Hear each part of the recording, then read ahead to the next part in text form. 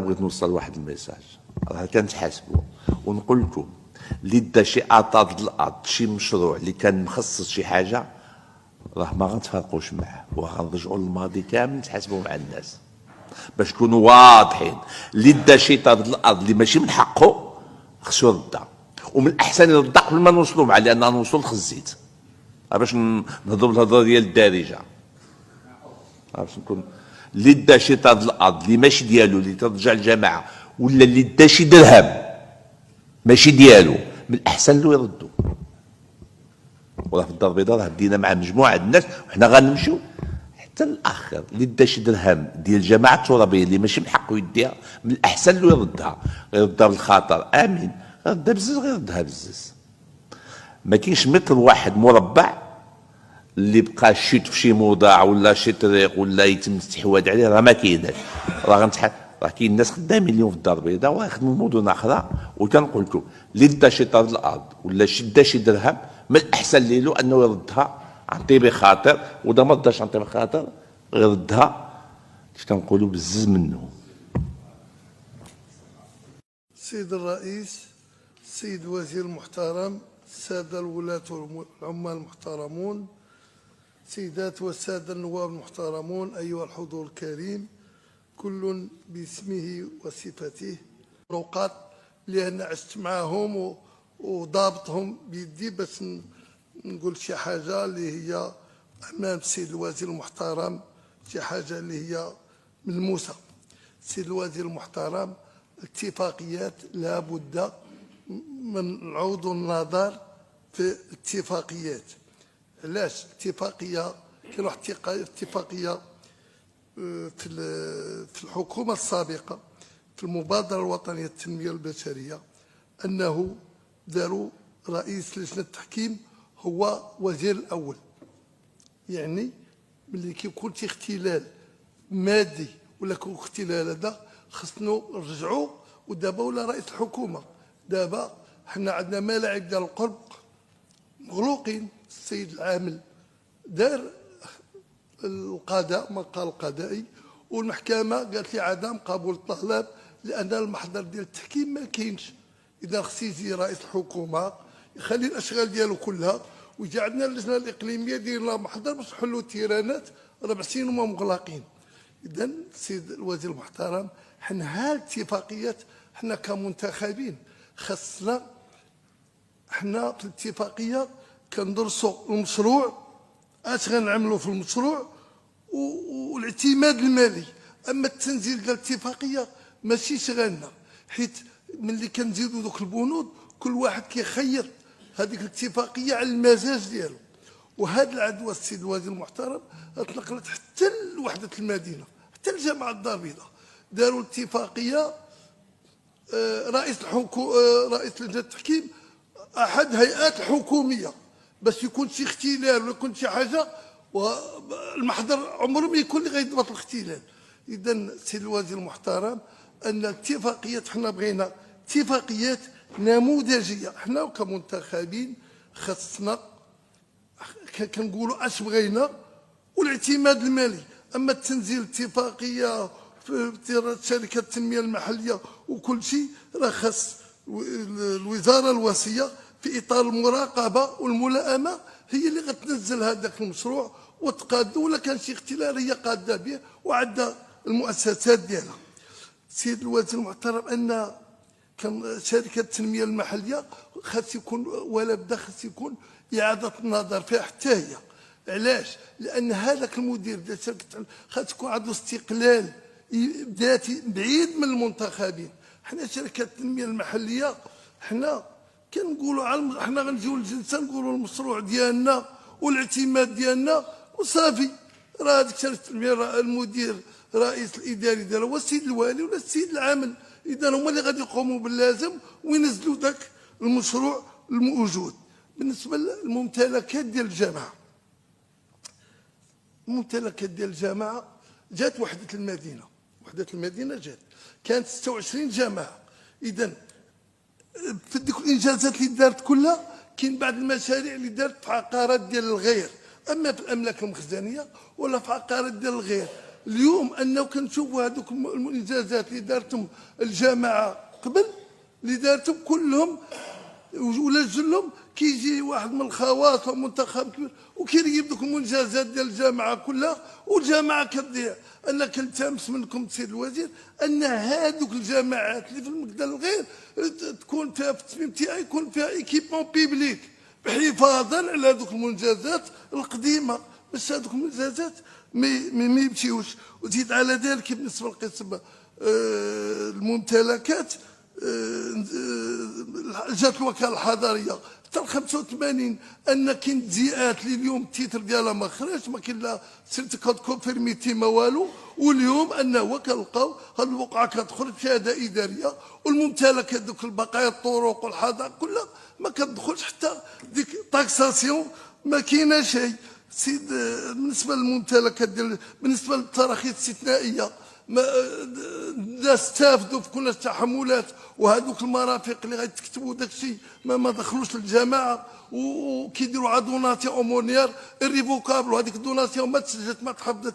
كنقول لك هادشي في 2003 2004. اليوم رجعوا لها دوك الممتلكين دو. اليوم السيد الوزير المحترم خصها تكون واحد اللجنه تحصي هذوك الممتلكات، لكن فيها تلاعب. بالنسبه لملاعب القرب، ملاعب القرب شادين بعض المنتخبين بسبب جمعيه اخرى. انا كنقترح هاد ملاعب القرب، مادام انا كاين وزاره التعليم والرياضه خاصها هي تاخذ هاد الملاعب القرب كلهم، ويكون بلاتفورم سيت، حنا نديرو حنا بالرقمنه، ولا تدخلوا بالجامعه كتكون رقمنه، الجماعه الجمعيات ندخلوا الجمعيات ونديروا للعموم، اللي بغى يلعب شي ساعه كيدخل بالشفافيه ويلعب. ماشي دابا الدري خاصو يجي يخلص 50 درهم بالساعه، والدري ما عندوش يمشي يصير باه، وكنعلموا الدري على الحرمان كيتحقد حتى راه ولا حتى في داك الشيء راه ماشي قضيه مساله ماديه، راه هذاك الولد اللي كدري صغير طفل اللي نقولوا له سير جيب الفلوس عاد تجي تلعب، راه شويه خايبه. اذا حنا خصنا تكون شفافيه، تكون هي تكون. بالنسبه للاحكام القضائيه السيد الوزير المحترم، ان الاحكام القضائيه حنا نقول لك الواقع، حنا المنتخبين راه واعرين. الاحكام القضائيه خاصنا دار لها شركه التنميه المحليه، خاص تكون لها شركه ديال القانون. حنا عندنا مسائل نزاعات خاصنا نعطيوها للشركه، حيت دابا هاد الاحكام جل الاحكام كلها نقول لك 60% كلها ضاع فيهم الجماعه، والجامعه مشى لها فلوسها والميزانيه كتنخر هكاك ظلما وعدوانا. كتصور السيد الوزير المحترم ان بعض الاحيان كتدخل الوكاله الحضريه حتى كتبغي تنفذ، كتدخل الوكاله الحضريه وكدير دعوه خارج الخصومه بس كتسمح لك تنفيذ اموال طائله. حنا منتخبين، حنا السلطه وزاره الداخليه عندنا المراقبه والملائمه، ولكن حنا نقترحوا بغينا هذه القرعه تحط هنا، وها الاعتماد ديالها والامكانيات ديالنا، وخلي على الاليات. هاد الشركات هي الاليات باش تخدم جامعه كجامعه الدار البيضاء. حنا ما نرجعوا ديك سياسه احمد يدير كل شيء، احمد ما يديرش كل شيء، خاص الاليات ديال الاشتغال هي اللي غادا تكون شركات ديال التنميه المحليه. بالنسبه للتصميم تاعها، بغينا التصميم تاعها يكون ذكي. اليوم كاين دور اهله للسقوط، الدوله دائما واحله فيهم. حنا بغينا البلان داميناجمون يكون حيت البلان داميناجمون اصل التنميه هو اللي غنعالجوا به، ما نبقاوش نستناو في الدوله تعطينا ولا لا. خاصنا هذوك الاحياء الشعبيه تزاد لها في الطوابق، شوفوا تكونوا ما ترونه وتشوفوها السيد الوزير، ونخليو هذوك المقاولات يدخلوا ويخدموا ويصوبوا. هادشي اللي كيبان ليا، ولكن نتوما راه كيبان لكم ما سيد. بالنسبه لاعاده الاسكان، لابليكاسيون اللي دارت لا في الرباط ولا في الدار البيضاء، مشكورين عليها السيد الوزير المحترم.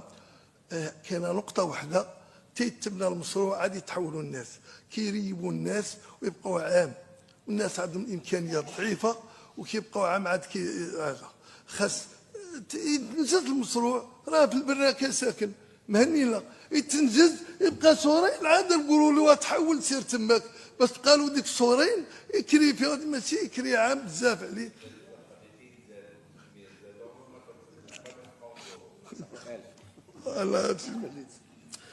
بالنسبه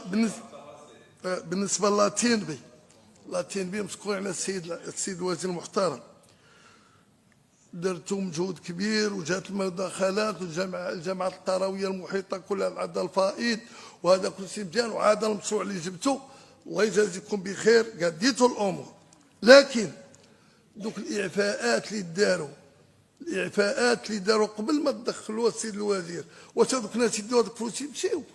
هذوك الاعفاءات خاصهم يجيبوهم. ها هما درتوا العزل لبعض الرؤساء ودرتوا الاجراء، ولكن هذوك الناس ما يديروش هذوك الفلوس. هذوك الاعفاءات خاصهم يديروا. ولا تنبي في ارض المشاع، انا حداوي فلان حدو، كان 5 تيترات 6 فيها تقريبا 800 قطار ولا 900، كان ملك اسهم حقوق مشاعه. رانا جات الجماعه في اطار تضامني تقول لي جمع دوك التيترات ونخلصوا الجميع، الجماعه ما غتخلصش وانا ما غنعيش في طمانينه. انا كنتمس منكم سيد الوزير، انا نخلص لاتين بي سيفو لا بروبورسيون تاع حقوق المشاركين جو بوسيد هذيك الملكيه. انا عندي في التيتر فيه 400 قطار كان ملك فيه واحد السهم، وهذاك السهم كيلائم واحد المساحه ونمشي نخلص على هذيك المساحه. الجامعه غتدخل فلوسها وانا غنعيش مرتاح. لحقاش هذوك الناس القبيله شي في الخارج شي تما شي ساكن شي ما الجامعه ما غتستافدش وحنا ما غنعيشوش في الطمانينه. بالنسبه للمهرجانات، مهرجان السيد الوزير المحترم جرت العاده درت 15 مهرجان. صارت العاده كنديروا جمعيه وكنديروا الاسبونسور شويه واحد كنديروا سبونسور وكنخليو وكنديروا الجمعيه بعيد من المال العام وكنخرجوا هادو المهرجانات المحليه. هذا هو هادشي اللي كاين دابا. كنشوفوا بانه هو في اطار المهرجان المحلي الفلوس كيتوزعوا هكاك، وهادشي ما مقبولش. وفي الاخير كنشكر وزاره الداخليه على راسهم شخصكم الكريم والسلطه المحليه والامن والضلاك على النعمه والاستقرار والطمانينه اللي كنتمتعوا به في دار سيدنا الله ينصرو. شكرا سيد الرئيس. شكرا السيد النائب المحترم. الكلمه مجموعه الاخوان ذكروا على الحكامه فين مشى؟ ماشي غنجاوبك حيت بغيت نجاوبك، لكن غنجاوبك لان بغيت نقول واحد الهضره، وخاصه الدار البيضاء مي كتعني المدن كامله. كاين مجموعه الاشكاليات طرحت في هذه الاراضي ديال سميتو، ومن هنا بغيت نوصل واحد الميساج راه كنتحاسبوا ونقول لكم اللي دا شي اطار د الارض شي مشروع اللي كان مخصص شي حاجه راه ما غنتفرقوش معاه وغنرجعوا للماضي كامل نتحاسبوا مع الناس باش نكونوا واضحين. اللي دا شي طار د الارض اللي ماشي من حقه خصو يردها، ومن الاحسن يردها قبل ما نوصلوا معاه لان غنوصلوا لخزيت باش نهضروا بالهضره ديال الدارجه. باش نكون اللي دا شي طار د الارض اللي ماشي ديالو اللي ترجع للجماعه، ولا اللي دا شي درهم ماشي ديالو، من الاحسن له يردوا. وراه في الدار البيضاء راه بدينا مع مجموعه الناس وحنا غنمشيو حتى الاخر. اللي دا شي درهم ديال الجماعه الترابيه اللي ماشي من حقه يديها، من الاحسن له يردها بالخاطر امين. غيردها بزز غيردها بزز. ما كاينش متر واحد مربع اللي بقى شيت في شي موضع ولا شي طريق ولا يتم الاستحواذ عليه، راه ما كايناش. راه كاين ناس خدامين اليوم في الدار البيضاء ويخدموا مدن اخرى، وكنقول لكم اللي دا شي طرد الارض ولا دا شي درهم من الاحسن له انه يردها عن طيب خاطر، ودا ما رداش عن طيب خاطر يردها كيف كنقولوا بزز منه.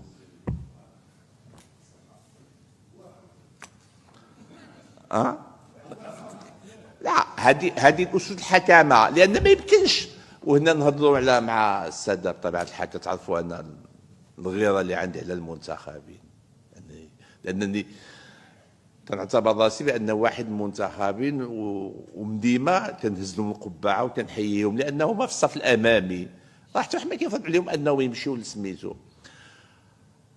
المجموع العام ديال المنتخبين ناس اتقياء،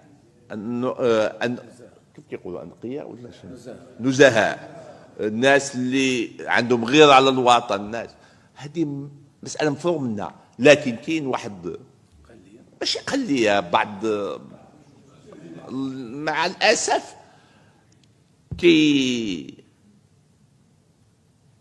يعني ما كيساعدوني راسهم من الجماعات ديالهم من السلطات انها تقوم العمل ديالها.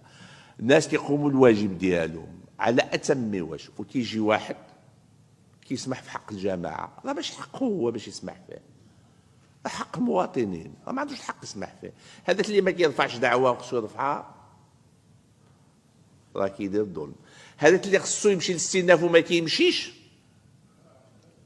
هذاك اللي خصو يمشي للنقد وما كيمشيش، هذاك اللي كيتفاهم باش يخلص واحد الحاجه اللي ماشي من حقه يخلصها، هادو هما اللي كيسبوا المشاكل المنتخبين اللي هما نزهاء. هادو خصنا نحاربوهم وخصكم نتوما تحاربوهم معنا. راه كاينين مع الاسف قله قليله بزاف باش نتفاهموا، راه ما كنهضروش على المئات ولا يعدون على رؤوس الاصابع، لكن الخطر ديالهم هو انهم كيطعنوا في النزاهه وكينقصوا من القيمه. شكون الاخوان اللي قال لك حنايا مسؤولين على المنتخب؟ بطبيعه الحال، وهادو هما الاساس اللي خصنا نحاربهم كاملين بينا.